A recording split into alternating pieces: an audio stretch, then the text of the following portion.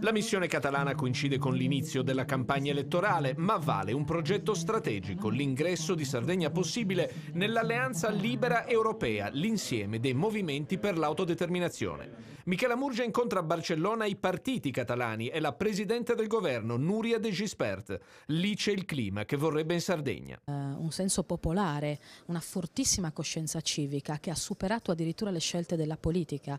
Hanno portato in piazza milioni di persone per chiedere quello che la politica non è stata ancora capace di fare.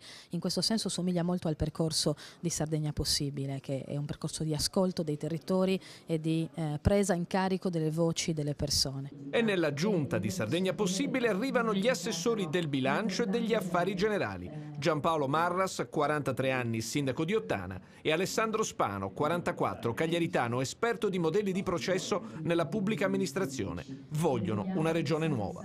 E cambiare radicalmente tutta una serie di assegnazioni di competenze fra le diverse unità organizzative, dalle direzioni ai vari servizi, sia nei singoli settori, e farli lavorare molto meglio tra di loro. Deve diventare ancora cuore pulsante di tutta l'attività e far cadere sui territori tutti gli strumenti di programmazione ed economici che conseguono.